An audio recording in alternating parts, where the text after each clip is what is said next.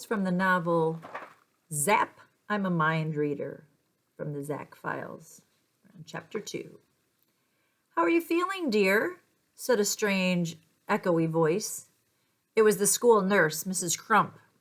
Her voice doesn't usually echo. Fine, thanks, I said. I always answer fine, thanks, even when I'm not. I found that when people ask you how you are, they don't really want to know. They only want you to say you're fine so they can get on to the next thing. By the way, I said, why am I here?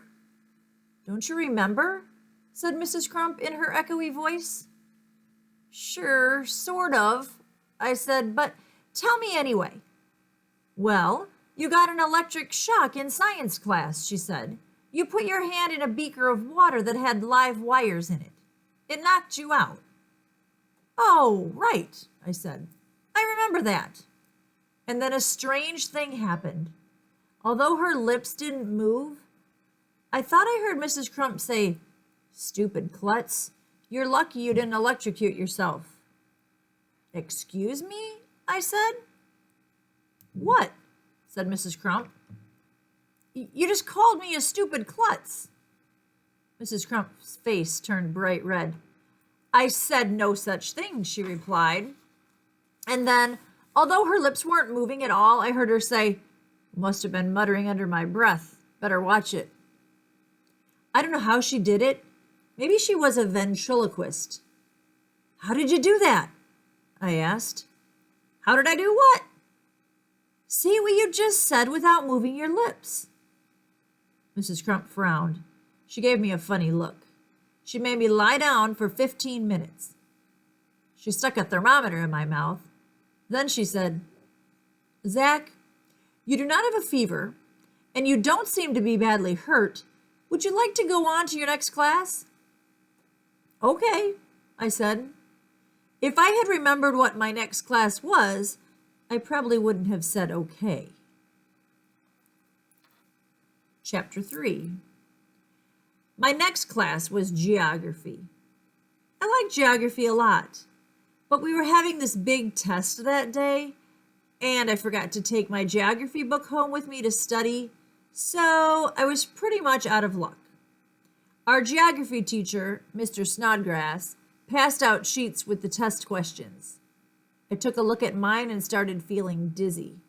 The first question was, name the two biggest rivers in Iraq.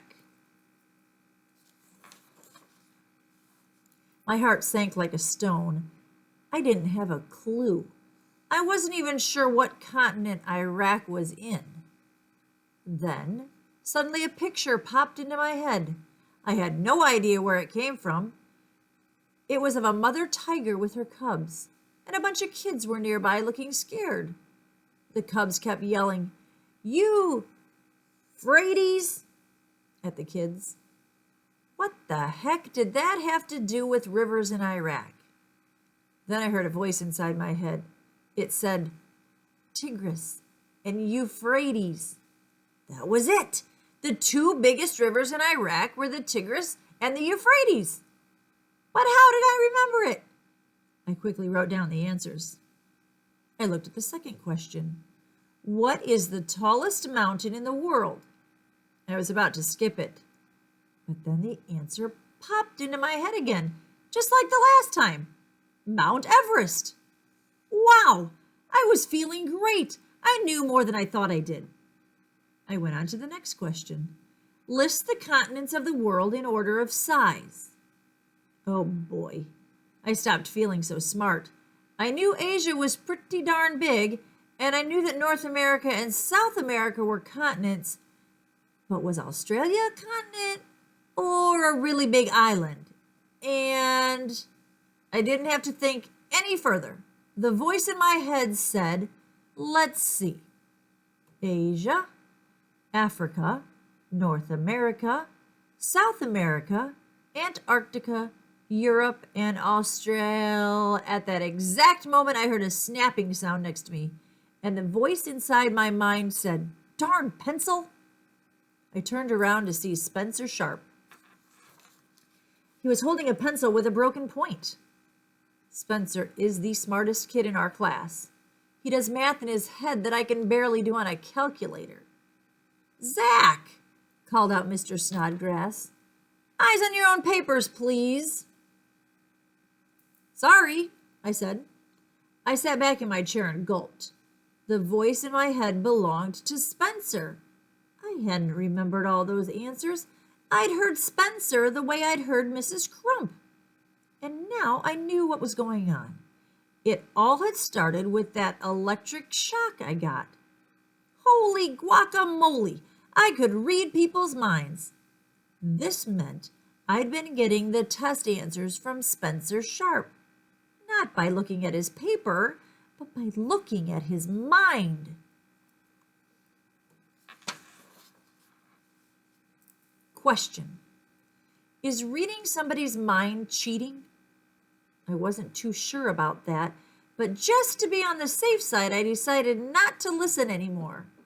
I tried humming, and I did my best to finish the rest of the test by myself. During a question on oceans, I hummed a Beach Boys song. It was one my dad likes, called Catch a Wave. Still, I couldn't quite drown out the sound of Spencer's answers. Somebody appears to be humming, said Mr. Snodgrass. Zach, is that you? Possibly, I said. Well then, please be silent.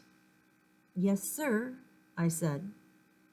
For a question about rainforests, I hummed a song we used to sing in day camp.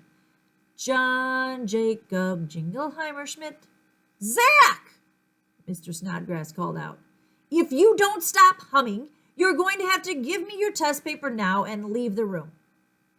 I'm sorry, sir, I said. I won't do it anymore. I tried to hum only in my head, but for the rest of the class, Spencer's thoughts kept bleeding through my humming. Okay, time is up, said Mr. Snodgrass. I was pretty sure I'd gotten an A, but I felt funny about it. I saw that this mind-reading stuff could be trouble. Just how much trouble? I was about to find out.